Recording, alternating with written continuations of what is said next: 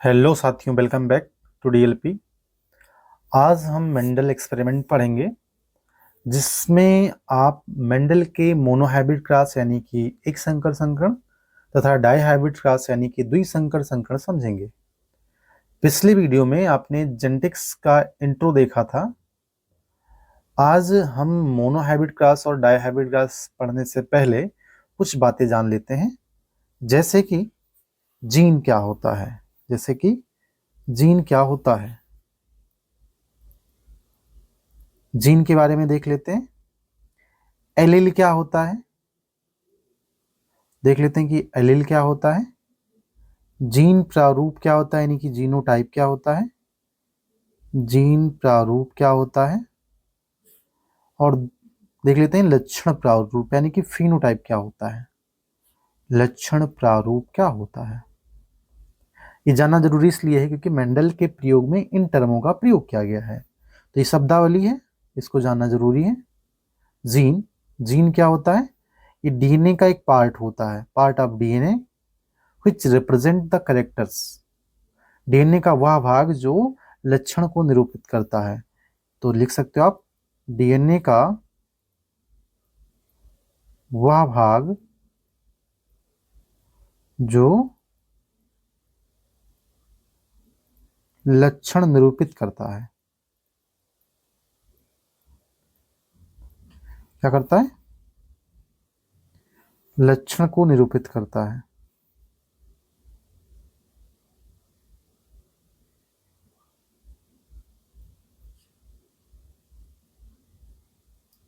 अब चूंकि जो जीन होता है डीएनए में पाया जाता है और डीएनए पेयर में होते हैं, क्योंकि क्रोमोसोम इसमें होते हैं, पेयर में होते हैं। जितने भी जो डिप्लॉयड ऑर्गेनिज्म हैं, इनके पास क्या होता है, जो ऑर्गेनिज्म होते हैं इनके पास डिप्लॉयड क्रोमोसोम होते हैं, यानी कि द्विगुणित अवस्था में क्रोमोसोम पाए जाते हैं। तो द्विगुणित अवस्था में क्रोमोसोम पाए जाते हैं, जिस कारण से क्या होता है, डीएनए भी क्रोम जो है द्विगुणित अवस्था में होगा, यानी कि पेयर में होगा, तो जीन भी पेयर में ही होगा, है ना। जैसे लंबाई के लिए जीन क्या है, लंबाई के लिए जीन लिखा जाता है कैपिटल टी लिखा जाएगा, या कैपिटल टी स्मॉल टी लिखा जाएगा, या स्मॉल टी लिखा जाएगा। तो ये क्या है, ये जीन है। और जीन के जो ये जो अलग अलग लिखे हुए हैं कैपिटल टी या कैपिटल टी स्मॉल टी, इनको हम बोलते हैं एलील बोलते हैं। क्या बोलते हैं, एलील। ये जीन पेयर में होते हैं, और हर एक जो जीन होता है उसे हम बोलते हैं एलील। क्या बोलते हैं, एलील बोलते हैं। ये अलग अलग जीन जो है उसे हम क्या बोल देंगे, एलील बोल देंगे, ठीक है।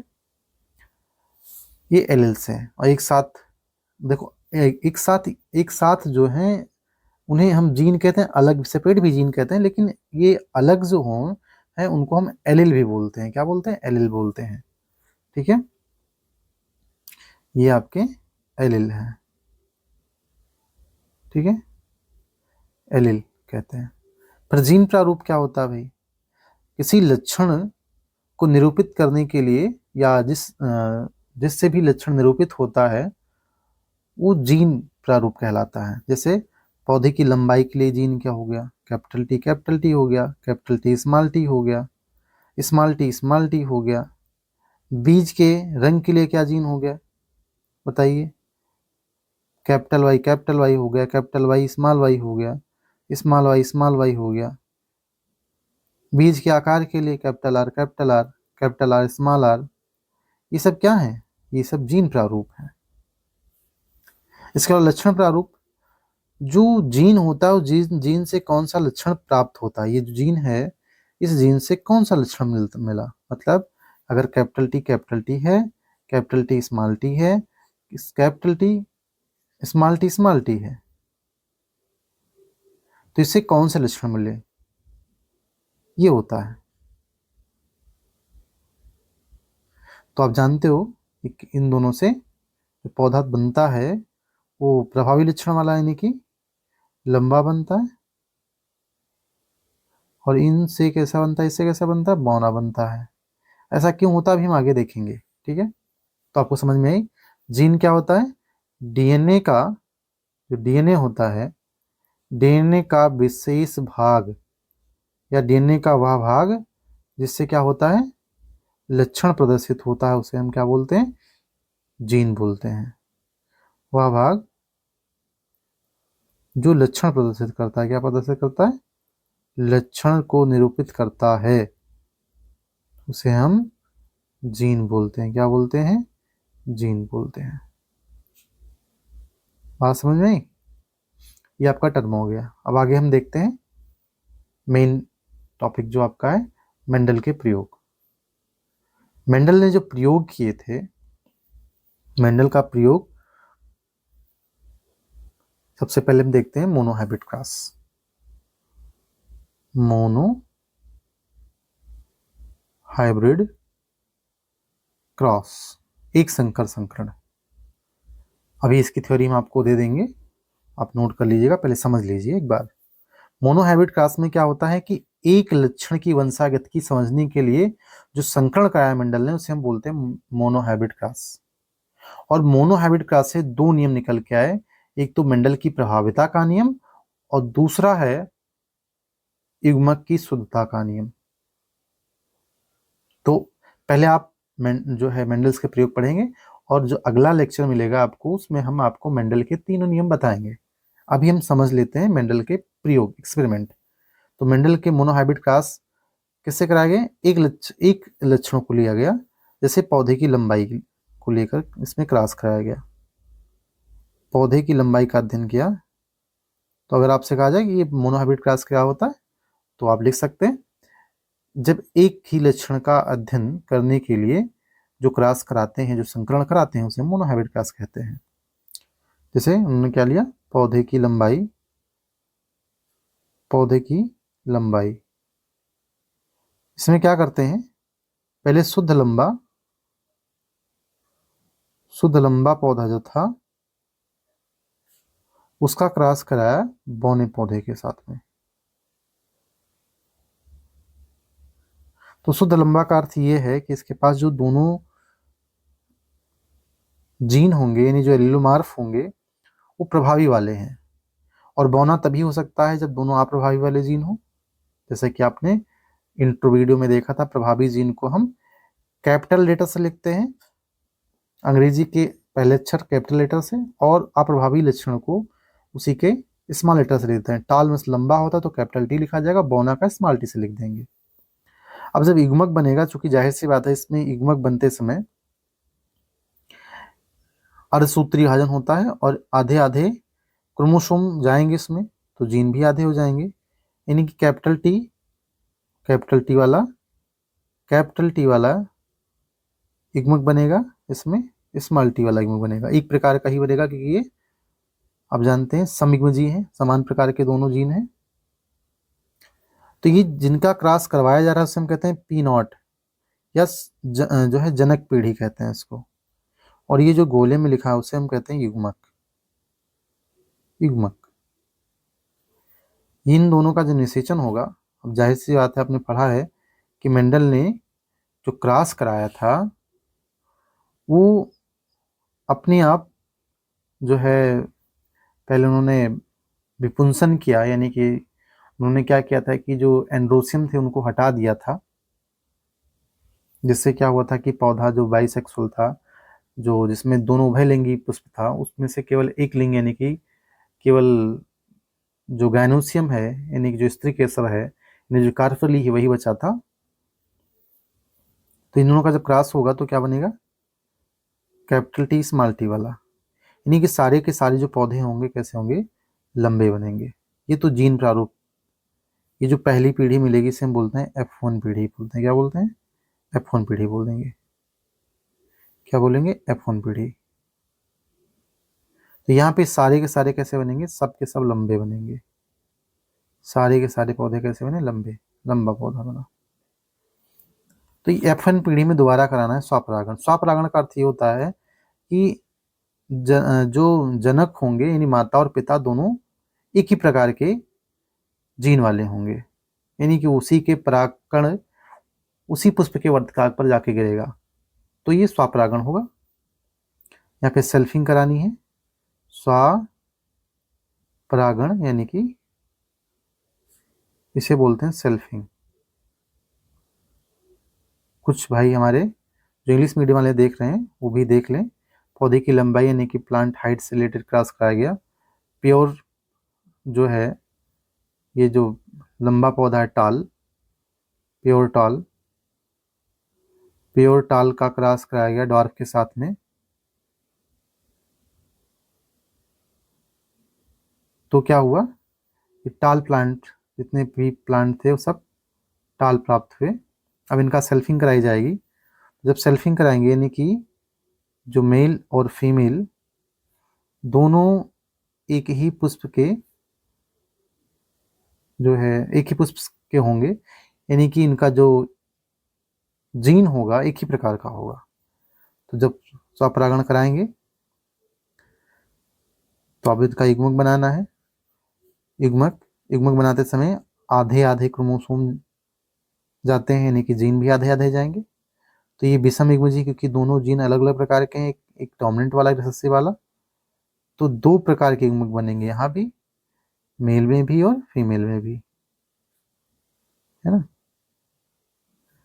अब इनका हम जब निषेचन कराएंगे तो निषेचन कराने के लिए ज़्यादा सही रहेगा आप जो है आरसी पुन्नेट द्वारा दिया गया चेकरबोर्ड बना लें, जिसमें क्या करते हैं कि ऊर्ध्वाधर क्षैतिज कॉलम खींचते हैं। जितने नर होते हैं उतने ही क्षैतिज और ऊर्ध्वाधर के हिसाब से जो है हॉरिजॉन्टल कॉलम, यानी कि क्षैतिज कॉलम, और लॉन्गिट्यूडनल कॉलम यानी कि ऊर्ध्वाधर कॉलम खींच लेते हैं। तो देखिएगा,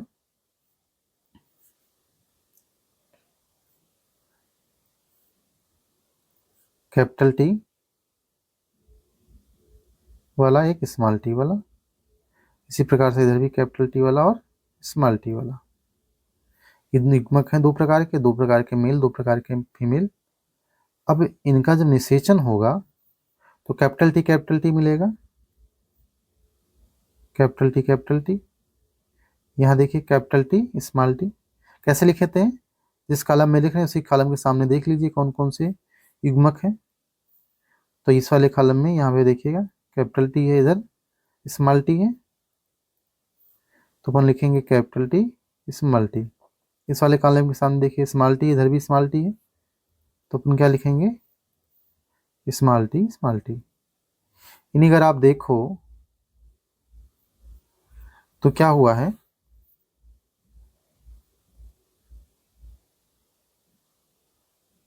देखिए आप, ये जो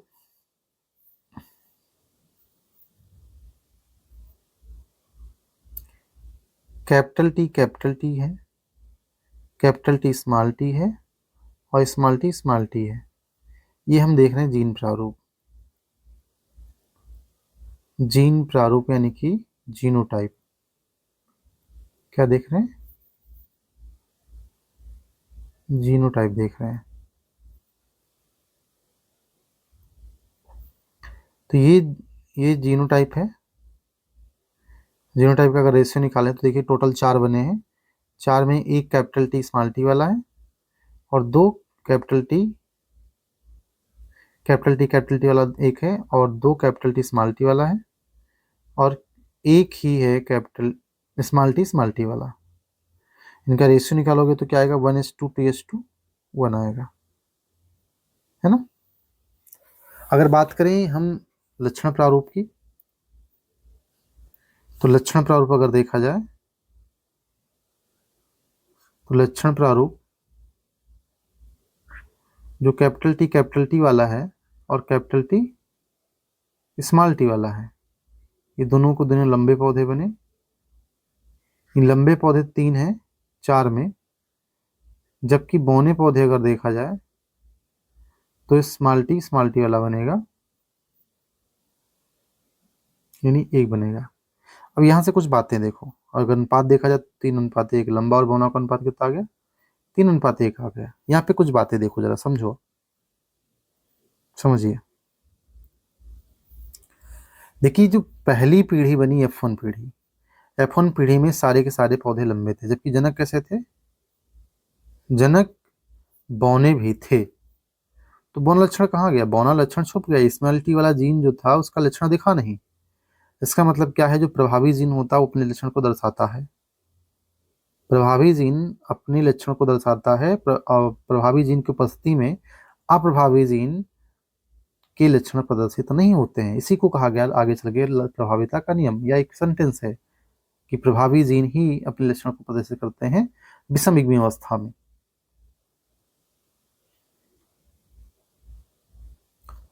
जबकि जो F2 जनरेशन प्राप्त हुई उसमें आप देखो तो लंबे पौधे भी मिले, इधर देखिए, और बौने पौधे भी मिले।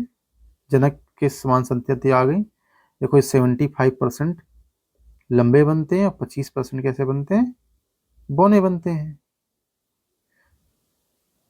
तो फिर से ये जो अप्रभावी जीन था वो कहीं ना कहीं मिश्रित नहीं हुआ, वैसे वैसे उसके साथ में रहा। बाद में जब युग्मक बना तो ये अलग अलग जो है स्वतंत्र अलग अलग ये अलग अलग आ गए। युग्मक मिश्रित नहीं हुए, जीन मिश्रित नहीं हुए, यानी कि अगली पीढ़ी में ये लक्षण दिखाई दे रहे हैं। इसका अर्थ यही तो है कि जब F1 जनरेशन में ये दोनों जीन एक साथ थे वहां पर इनमें सम्मिश्रण नहीं हुआ, युग्मक बनते समय ये अलग हो गए। यानी युग्मक का शुद्धता का नियम यही से बन जाएगा इसी से आपका।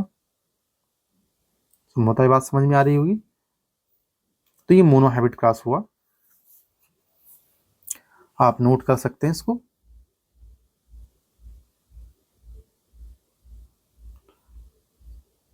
अब थोड़ा सा इसमें कुछ और बातें देख लेते हैं। हम डायहैबिट क्रॉस, डायहैबिट क्रॉस देख लेते हैं।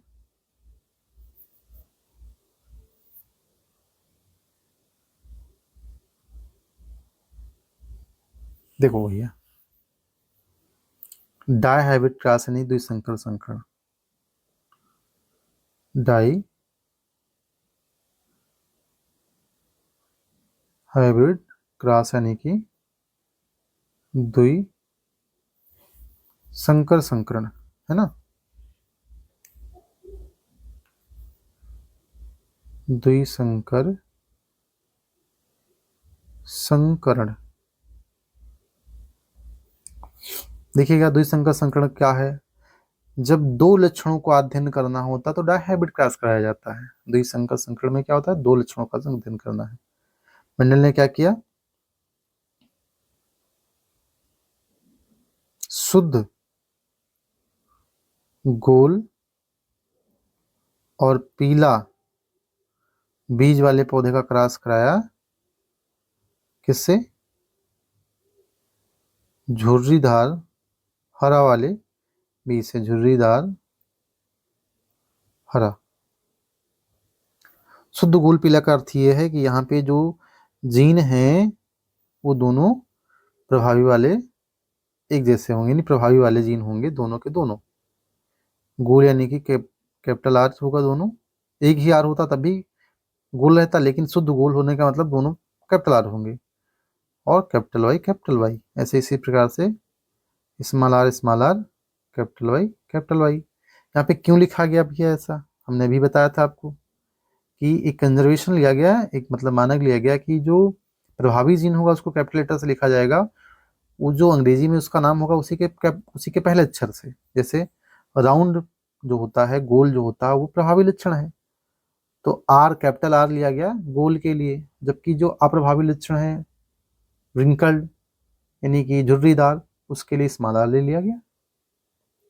पीला, पीला क्या है? पीला प्रभावी लक्षण है, तो पीला अगर प्रभावी लक्षण है तो उसी के लिए येलो होता है, और येलो के लिए कैपिटल वाई ले लिया गया।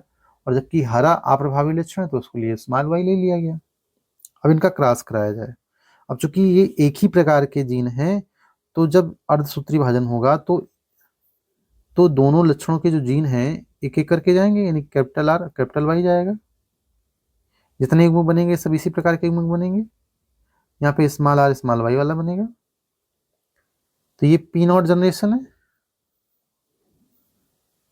यहाँ पे युग्मक बने, युग्मक, और ये युग्मक जब निषेचित होंगे,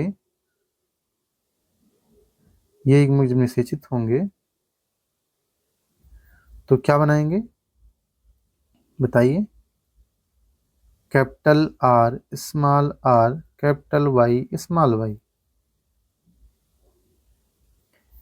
यही यहाँ पे देखिए एक कम से कम एक कैपिटल आर है, तो जो कैपिटल आर का मतलब ये प्रभावी जीन है। प्रभावी जीन अपने लक्षण को प्रदर्शित करता है, अप्रभावी को अपने लक्षणों को प्रदर्शित होने नहीं देता है।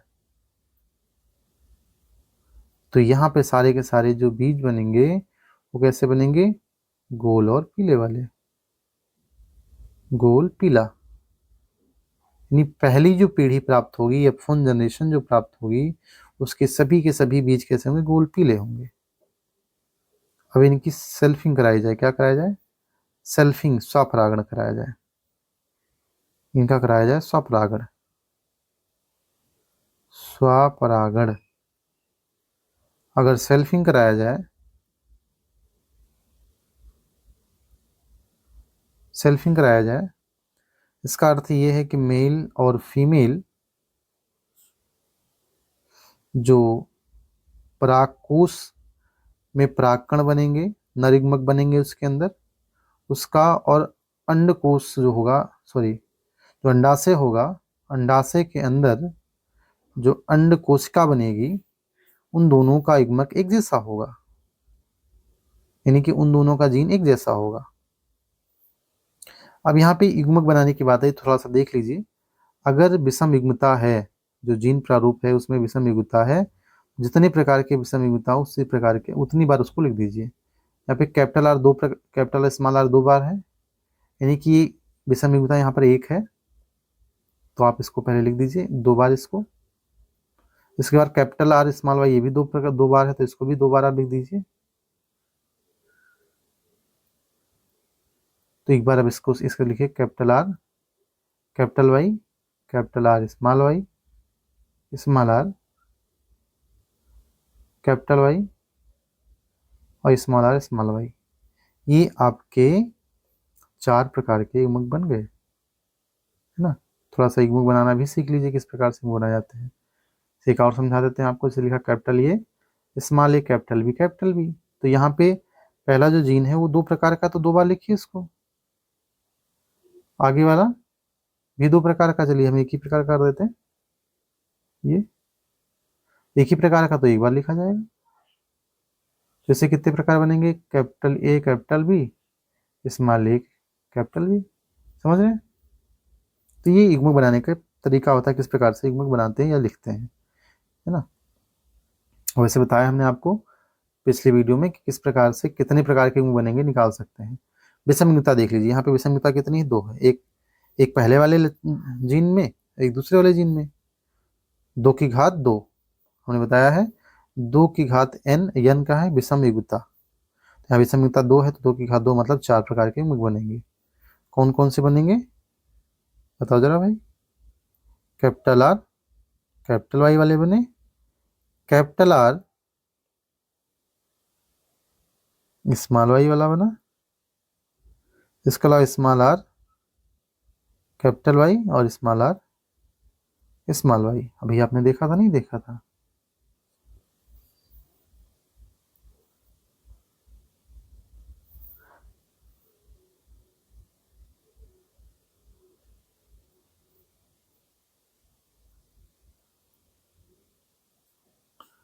दोनों के जो युग्मक बनेंगे, ये दोनों के युग्मक हैं।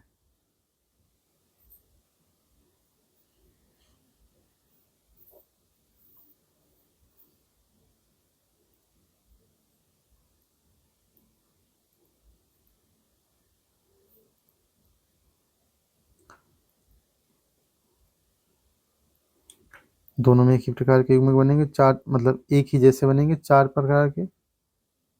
अब ये 4 प्रकार के हैं। हमने बताया है कि जब कभी भी 2 से ज़्यादा युग्मक हो तो उनका चेकरबोर्ड बनाइए, RC.NET का चेकरबोर्ड बना के करिए। चलिए हम ड्रॉ कर लेते हैं एक बार। 4 4 ऊर्ध्वाधर और क्षैतिज कॉलम आपको खींचने पड़ेंगे।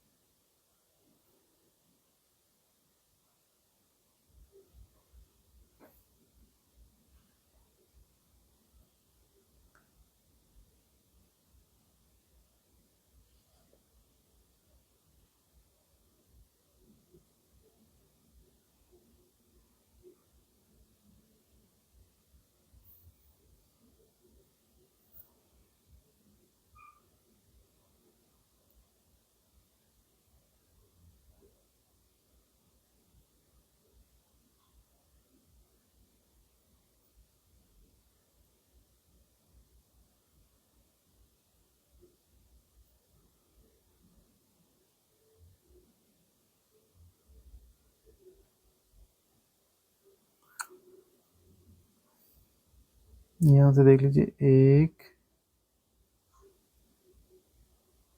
2 और 3 बराबर से नहीं खींच गए हैं। एक यहाँ से 2 और 3।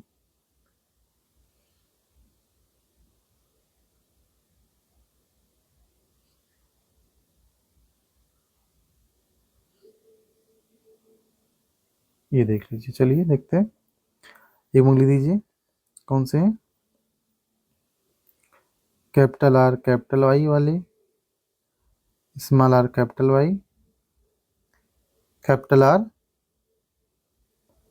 Small Y, small R small Y, capital R capital Y, small R capital Y, capital R और small Y, small R small Y. ये कुछ युग्मक के प्रकार हो गए जो इसमें आपको पहली पीढ़ी में F1 पीढ़ी में स्वपरागण करने पर मिले थे। अब देख के लीजिए यहाँ पे। देखिए कैसे बनेंगे ये। Capital R capital R capital Y capital Y. हमने बताया कि जैसे लिखना है, मान लीजिए इसके सामने तो ये देखिए और यहाँ इसके सामने ये देखिए। समझ रहे हैं आप? Capital R small R capital Y capital Y, फिर capital R capital R capital Y small Y, capital R small R capital Y small Y. ये आप देख के लिख सकते हैं, कोई इसमें दिक्कत नहीं होनी चाहिए।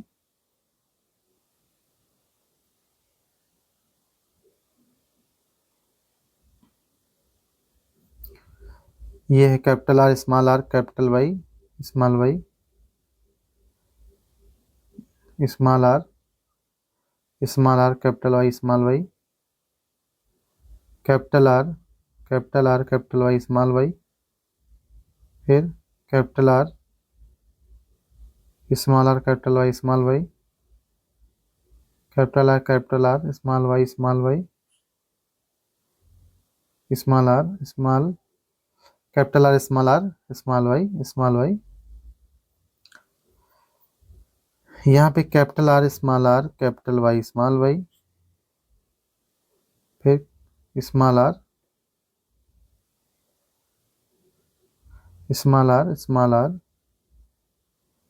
Capital Y small Y, capital R small Y small Y, small R small Y small Y.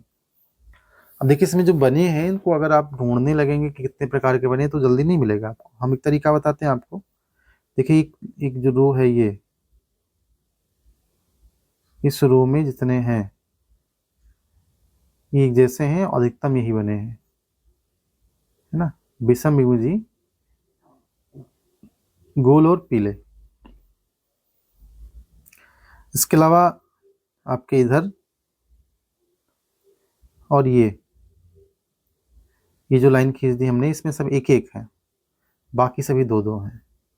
इस डायगोनल में जो आपको मिलेगा इसमें, इस डायगोनल में ये सभी कितने कितने हैं, एक एक है, बाकी सब दो दो हैं। ठीक है, तो आप देख लीजिए। चलिए हम जीन प्रारूप लिखते हैं, जीनोटाइप लिखते हैं इसका। जीनोटाइप देखिए जरा। सबसे पहले तो हम लिख देते हैं capital R capital Y small Y वाले। ये 4 हैं कुल 16 में। इसके बाद देखिए आपके ये और ये 2 हैं, कैपिटल आर स्मॉल आर, फिर कैपिटल वाई कैपिटल वाई। कितने हैं? ये 2 हैं। कितने में? 16 में। इसके बाद देखिए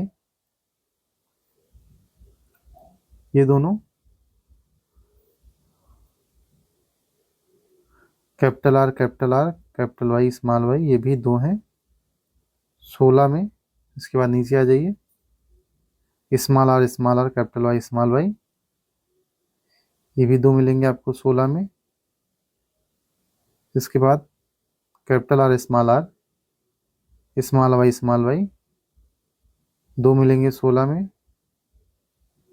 है ना।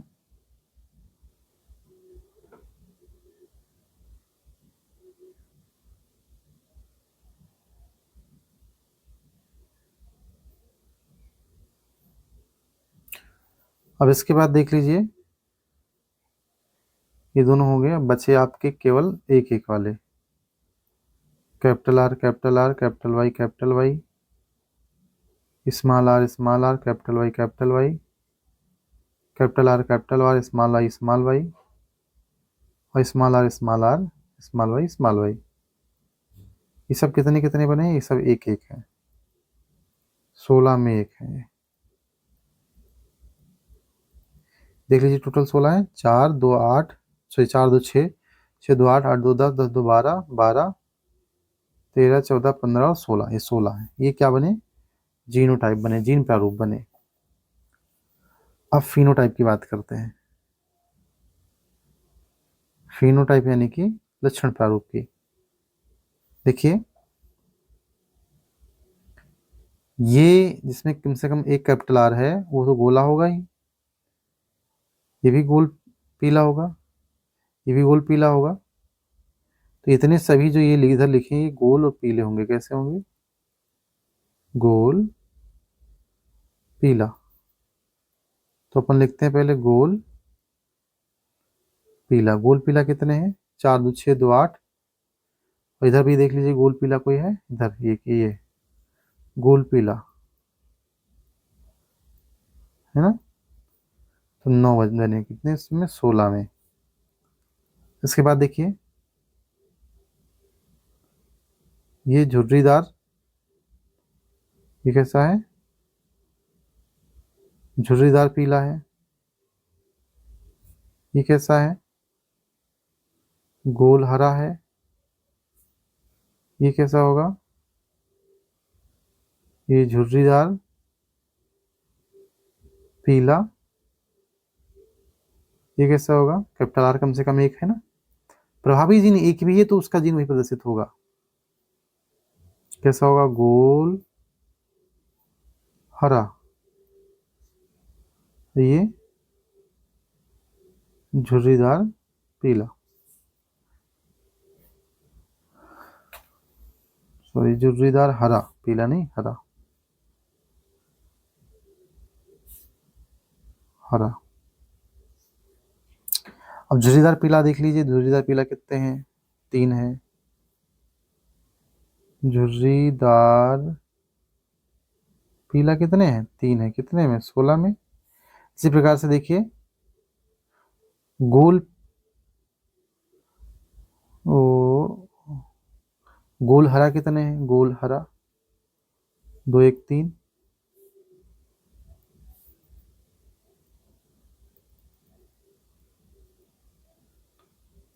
गोल हरा कितने हैं?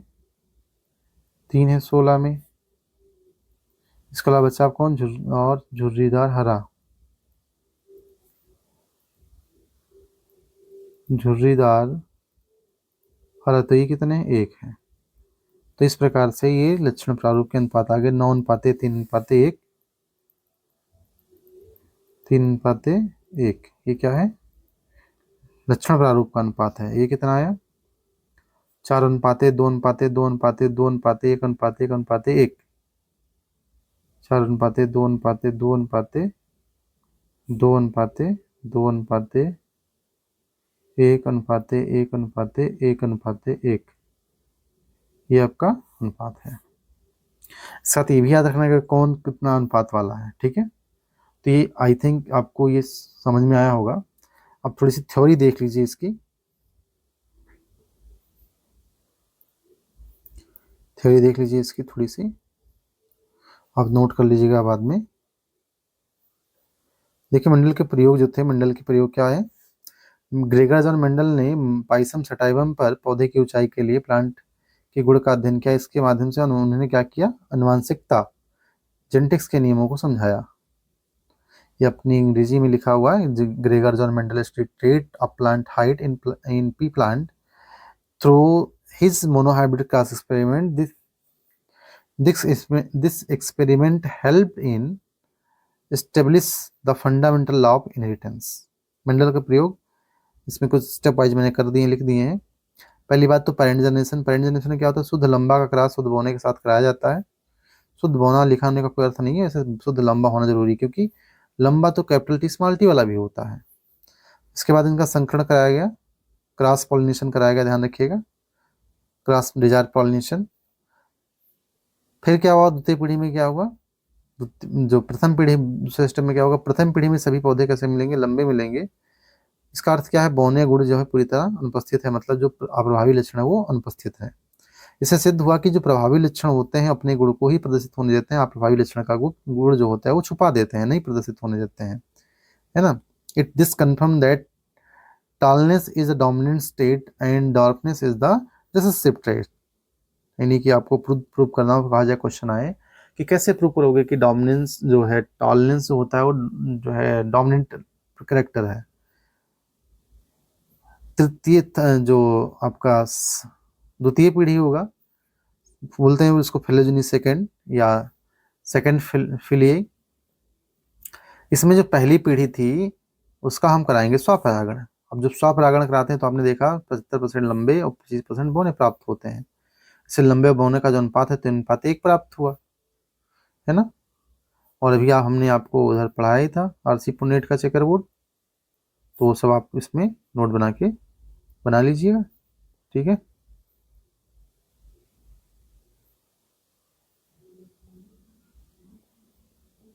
ऐसे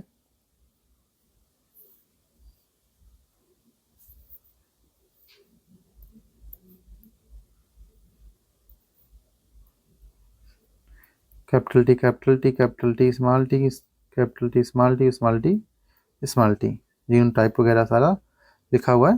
परिणाम क्या है, प्रभावी और अप्रभावी गुणों की अवधारणा जो हुई स्पष्ट हुई। इससे पता चला कि F1 पीढ़ी में केवल जो गुड़ी की लंबाई है उसमें प्रभावी जीन प्रदर्शित हुआ, प्रभावी जीन छिप गया। इसका अर्थ ये होता है कि जो प्रभावी जीन होता है वो दोनों अवस्थाओं में, समिग्मी और विसमिग्मी दोनों अवस्थाओं में अपने लक्षणों को प्रदर्शित करता है। F2 पीढ़ी में जो अप्रभावी गुण था दोबारा दिखाई दिया। इसका अर्थ ये होता है कि जो गुण होते हैं वो छिप जाते हैं लेकिन गायब नहीं होते, वो संरक्षित रहते हैं। निष्कर्ष निकला कि मंडल के इस प्रयोग से सिद्ध किया कि एक पीढ़ी में अगर अप्रभावी गुण दबा रह सकता, लेकिन अगली पीढ़ी में वो जो है पुनः प्रकट होगा। इससे क्या है, इसी से क्या पढ़ी, अनुवांशिकी की नींव पढ़ी। इन्हीं प्रयोग से दो अनुवांशिक नियम दिए गए। पहला तो प्रभाविता का नियम और दूसरा युग्मक की शुद्धता का नियम, law of purity of gamete. अब डायहाइब्रिड क्रॉस में यही करना है। डायहाइब्रिड क्रॉस की थ्योरी क्या है, ग्रेगर जन मंडल ने क्या किया, पाइसम सटाइबम पर एक से अधिक गुणों, 2 गुणों का अध्ययन करने के लिए डायहाइब्रिड क्रॉस कराया। इसमें क्या किया उन्होंने, इससे क्या किया था, लॉ ऑफ इंडिपेंडेंट असॉर्टमेंट प्रतिपादित किया था। अभी क्या होता है अभी हम आगे देखेंगे, अगले नेक्स्ट वीडियो में देखेंगे। इसमें क्या है, प्रयोग की प्रक्रिया हमने पहले मूल माता पिता की जो पीढ़ी है, जनरेशन है, उसको आप सेपरेट करवाएंगे, है ना, ढूंढेंगे। तो जैसे बीज के रंग के लिए कैपिटल वाई क्योंकि प्रभावी लक्षण है, और ग्रीन अगर है तो उसी की स्मॉल वाइस लिखा जाएगा। ये कंजर्वेशन है कि जो प्रभावी लक्षण होता है उसी के कैपिटल लेटर को, पहले लक्षण को कैपिटल लेटर से उसके जीन को निरूपित कर देते हैं। तो इनका जब क्रॉस कराया गया, शुद्ध गोल पीले गोल बीज का क्रॉस कराया गया झुर्रीदार हरे के साथ में, तो क्या हुआ, पहली पीढ़ी जो हुई, प्रथम पीढ़ी जो हुई, सब के सब गोल और पीले निकले। लेकिन जो द्वितीय जो इससे क्या हुआ कि जो प्रभावी नियम मतलब लॉ ऑफ डोमिनेंस यहाँ पे काम कर रहा है, यानी प्रभावी लक्षण जो है वो क्या हो रहा है, अप्रभावी लक्षणों को प्रदर्शित नहीं होने दे रहा है। द्वितीय पीढ़ी में क्या होगा, जब इनका स्वपरागण कराया जाएगा तो अप्रभावी जीन गुण भी दिखाई देते हैं, या फिर देखो अप्रभावी के साथ प्रभावी वाला, प्रभावी के साथ अप्रभावी वाला, यानी कि सभी अलग अलग जब सूत्री विभाजन होता है तो उस दौरान सभी जीन अलग अलग स्वतंत्रता पूर्वक अलग हो रहे हैं। कोई जीन एक दूसरे पर निर्भर नहीं कर रहा है, गोल वाला पीले के साथ जा रहा है, पीला वाला गोल के साथ जा रहा है, या पीले वाला झुर्रीदार के साथ जा रहा है, झुर्रीदार हरे वाले के साथ जा रहा है। हर एक जीन किसी के साथ स्वतंत्रता पूर्वक जा रहे हैं, कोई किसी पर निर्भर नहीं करता। इसीलिए कहते हैं लॉ ऑफ इंडिपेंडेंट असॉर्टमेंट, स्वतंत्र अपविभवन का नियम। यहाँ समझ में आता है आपको, ये जो है कुछ अनुपात वगैरह दिया गया, इसको आप याद कर लीजिएगा। इसके बाद आरसी पुन्नेट का जो चेकर बोर्ड हमने आपके लिए बनाया था वो बना लीजिएगा। आशा करते हैं वीडियो आपको समझ में आया होगा, अच्छा लगेगा। अच्छा लगे तो लाइक करें, शेयर करें और कमेंट करें। अगर कुछ हम सुझाव देना चाहते हैं तो ज़रूर दीजिए और अपने मित्रों के साथ में इसको शेयर करिए। वीडियो देखने के लिए एक बार बहुत बहुत धन्यवाद।